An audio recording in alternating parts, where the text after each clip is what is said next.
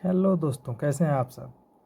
तो आज हम बांग्लादेश की बात करेंगे। बांग्लादेश में केएफसी, पिज़्ज़ा हट और पूमा जैसे ब्रांड्स के आउटलेट्स को, शोरूम्स को तोड़ फोड़ किया जा रहा है और बांग्लादेश में इजराइल के खिलाफ अब सड़कों पर उतर के प्रदर्शन हो रहा है। तो आइए, हम अंकित अवस्थी सर हैं जो उन उसके बारे में विस्तार से समझा रहे हैं। आइए हम उसको देखते हैं, उसके बाद रिएक्शन देते हैं। शुरू करते हैं दोस्तों। मेरे साथ में हमारे पड़ोसी मुल्क बांग्लादेश के बारे में एक अपडेट लेने के लिए। अपडेट ये है कि यहाँ पर हाल ही में कुछ लोग सड़कों पर उतरते हैं, बड़ी संख्या में इस तरह से रोड पर उतर कर आते हैं। रोड पर उतर कर आने के बाद डिसाइड करते हैं कि आओ कुछ तूफानी करते हैं, और तूफानी करने के नाम पर वो निकल पड़ते हैं बाजार में, और जिस दुकान से पिज्जा खरीद नहीं सकते थे उसे तोड़ने निकल पड़ते हैं। कुछ इस तरह से इस दुकान को तोड़ दिया जाता है। दुकान के साथ साथ केएफसी जो ब्रांड है उसकी दुकान को भी तोड़ दिया जाता है। बांग्लादेश के अंदर केएफसी को लुटता हुआ आप देख ही सकते हैं। आपने हालांकि बांग्लादेश के अंदर पहले प्रधानमंत्री की इज्जत को भी तार तार होते देखा है। आपने देखा है कि किस तरह ये अनपढ़ गंवार लोग बहुत स्थिति एक खराब है प्रधानमंत्री के बांग्लादेश की। आवास में एंट्री करते हैं और एक महिला के वस्त्रों के साथ बदसलूकी करते हैं। उनसे वैसे और ज्यादा एक्सपेक्ट क्या किया जा सकता है, लेकिन आज तो एक्सट्रीम है। और एक्सट्रीम इस बात का है कि इन लोगों ने जिस चीज पर रिएक्शन दिया है उसे देखकर लग रहा है कि संभवतया एक समय पर जो ट्यूबलाइट आती थी जिसे ऑन करने के बाद कुछ मिनटों बाद जलती थी, बांग्लादेश कुछ वैसी हरकत कर रहा है। खैर, बताएंगे सारी चीजों को, लेकिन इससे पहले आपको एक तस्वीर और दिखाते हैं जिसमें एक शोरूम है जो कि बाटा का है। बाटा जनरली इंडिया के अंदर इंडियन ब्रांड की तरह फीलिंग देता है। यहाँ पर बाटा के शोरूम के अंदर किस तरह से तोड़फोड़ के बाद माल लूटते हुए ये युवा पूरा तोड़ फोड़ बांग्लादेश मचाया के है दोस्तों, अवामी पूरा क्रांति, आपको क्रांतिकारी सड़कों पर दिख क्रांतिकारी रही हैं है। ये लोग। किस तरह से ये लूट ऐसे खसोट करके नौजवान का देश बिल्कुल का भविष्य है। त्योहार मना रहे हैं कि इनको जैसे इनके अब्बू कह गए थे कि बेटा जाओ और उस दुकान को लूट कर ले आओ, इस तरह से जैसे कि ये अपने आप के लिए कुछ गिफ्ट लेने यहाँ आए हों, वैसा कुछ बर्ताव करते हुए यहाँ पर आपको बांग्लादेशी सो कॉल्ड क्रांतिकारी दिखाई दे रहे हैं। फक्र है इनके देश को इनके ऊपर। अब ये पाए जा रहे हैं बांग्लादेश के अंदर। और भाई ज्यादा कामयाब नेता हो गए हैं जो यहाँ के केयर टेकर बने हुए हैं, एडवाइजर मोहम्मद यूनुस, कि उनकी सरपरस्ती में ये ओसामा बिन लादेन तक को पसंद करने लगे हैं। हेडलाइन बनने लगती है कि साहब बांग्लादेश के अंदर केएफसी, बाटा, पिज्जा हट, इन सब दुकानों को तोड़ दिया जाता है। इन दुकानों को तोड़फोड़ करने का कारण खोजा सब जाता है। यूनुस खान को रोल कारण खोजा मॉडल गया तो बनाकर, बोले कहीं बिन किसी को लादेन को रोल फेसबुक मॉडल पर एक बनाकर घूम अपडेट रहे दिख हैं। गया था। क्या दिख गया था? कि ये तीनों कंपनी इजरायली हैं। भाई साहब, हद तो इस बात की है कि इन्हें इतना लेट क्यों दिखा। चलो तुमने तोड़फोड़ करनी थी, इतना कर ली, लेट क्यों समझ में दिखा? आया। भाई 7 अक्टूबर 2023 को इजराइल ने गाजा पर अटैक किया था, जो कि 2023 को। रिटेलिएटरी अटैक था। पहले गाजा की तरफ से हुआ था, फिर बदले के अंदर इजराइल एक्टिवेट हुआ था। लेकिन उस एक्टिविटी के बाद अब लगभग दूसरा साल होने जा रहा है। 1.25 साल तो लगभग हो ही चुके 2 हैं। साल हो गए, इसके अभी बाद जाके ये लोग हमला बांग्लादेश कर रहे आज उठता है और उठ करके इस बात पर गुस्सा निकालता है कि हमें लगता है कि केएफसी, प्यूमा, बाटा, डोमिनोज, पिज्जा हट, इन सब में इजराइल का पैसा लगा है, इसलिए इन बाजारों को, इन दुकानों को तोड़ा जाए। भाई साहब, नेतन्याहू से इनकी दुश्मनी ये इतने दिन बाद जागी है कि लोग इनके इतने लेट जागने पर भी मजाक बना रहे हैं। चलो तुमने दुकान गलत फोड़ दी, हालांकि इस दुकान का इजराइल से कोई कनेक्शन नहीं है, लेकिन फिर भी लोग इस बात का मजाक बना रहे हैं कि कुछ ज्यादा जल्दी नहीं हो गया भाई साहब। मतलब इस घटना को हुए लगभग 1.25 साल हो गया है। आज आप जाग रहे हैं इसलिए कि इजराइल गाजा पट्टी पर बहुत ज्यादा बाधाएं उत्पन्न करता है, लोगों पर यातनाएं करता है। हम बदला लेंगे और बदला लेकर के इजराइल को सबक सिखाएंगे। और बेचारे इजराइल का यहाँ कुछ लेना देना भी नहीं है।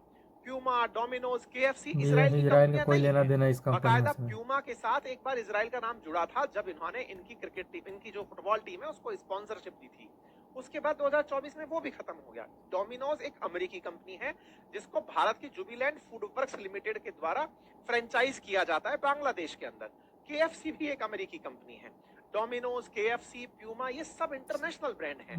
और बाटा एक चेक अमेरिकन रिपब्लिक कंपनी है। चेक के अंदर चेक गणराज्य जो है वहां से यूरोपियन कंपनी है, इसका भारत से कोई कनेक्शन नहीं है।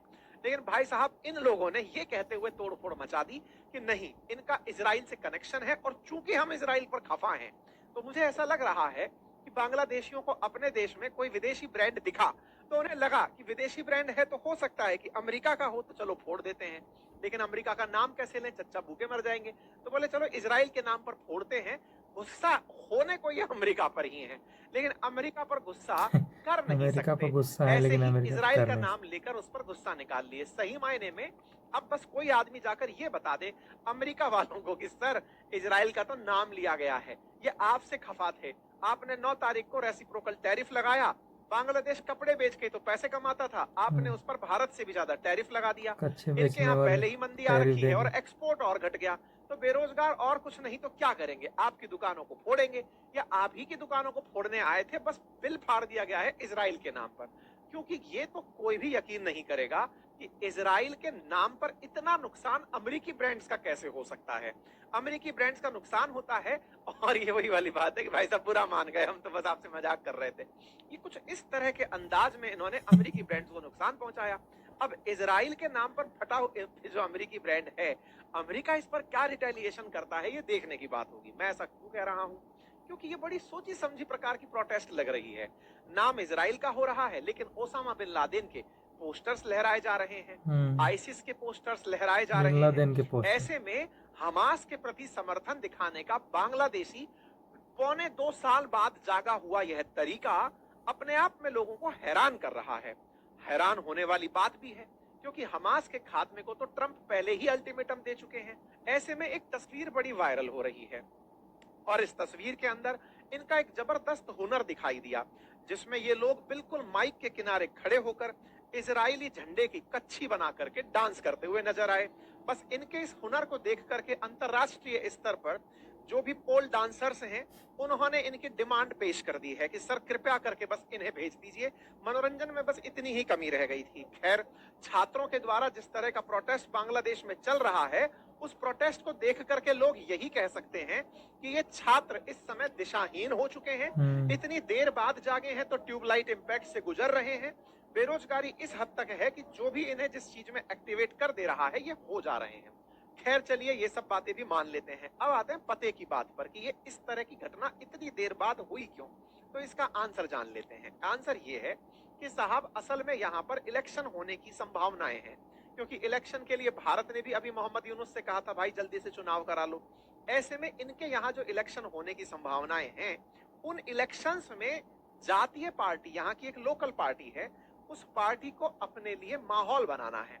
अब जैसे हमारे देश में होता है, राजनीति के अंदर कुछ राजनीतिक दल अपने हिस्से की ऑडियंस इकट्ठा करने के लिए कोई मुद्दा उखाड़ लेते हैं। अब बांग्लादेश में मुद्दा बनाए क्या, शेख हसीना तो है नहीं, सबकी सब चुनाव के लिए एक तरफा ही चुनाव में उतरे हैं। तो ज्यादा राष्ट्रभक्त कौन है और ज्यादा मुस्लिम राष्ट्र प्रेमी कौन है, इसकी बहस छिड़ गई है। एक तरफ बीएनपी है, जिसे देखकर लग रहा है कि शॉर्ट शॉट ये तो चुनाव जीत ही जाएगी। ऐसे में एक पार्टी और आ गई और उसने कहा कि हम ज्यादा मुस्लिम हैं और हम ज्यादा वाले हैं, इसलिए हम जाकर के समर्थन करेंगे फिलिस्तीन का, और उन्होंने इस तरह से जनता को एक्टिवेट कर दिया। वैसे मैं आपको बता दूं कि बांग्लादेश ने डे 1 से इजराइल और हमास के केस में हमेशा हमास का साथ यानी गाजा का साथ दिया है।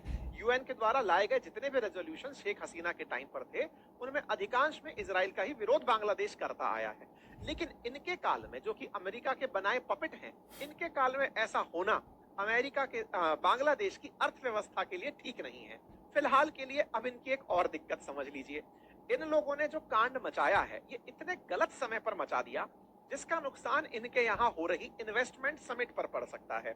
आज आप 10 तारीख के दिन ये सेशन सुन रहे हैं, 9 तारीख को रेसिप्रोकल टैरिफ लगा था, 7 से लेकर 10 तारीख के बीच में बांग्लादेश में इन्वेस्टमेंट समिट चल रही थी। इन्वेस्टमेंट समिट जो आज भी चल रही है, इसमें दुनिया भर के देशों को बांग्लादेश ने इनवाइट किया था कि सर आओ और कुछ तो पैसा लगाओ हमारे देश में। ऐसा करके 50 से अधिक स्पीकर, 10 से अधिक पार्टनर्स और 1000 से अधिक अटेंडीज बांग्लादेश में पहुंचे, चेक करने के लिए कि यहाँ पे कितना इन्वेस्टमेंट कर सकते हैं। तुम यार दुनिया भर की कंपनियों के तो गोडाउन फोड़ दे रहे हो, दुकानें तोड़ दे रहे हो। ऐसे में इन्वेस्टमेंट वाला तुम्हारी न्यूज देखेगा कि तुम्हारे यहाँ के व्यूज देखेगा। अब अगर तुम्हारे नजरिए में ही इतनी ज्यादा नफरत है, तो ये आकर तुम्हारे देश में इन्वेस्टमेंट क्यों करेंगे। तो फिलहाल के लिए यह फोटो खिंचाई कार्यक्रम ही रह गया है।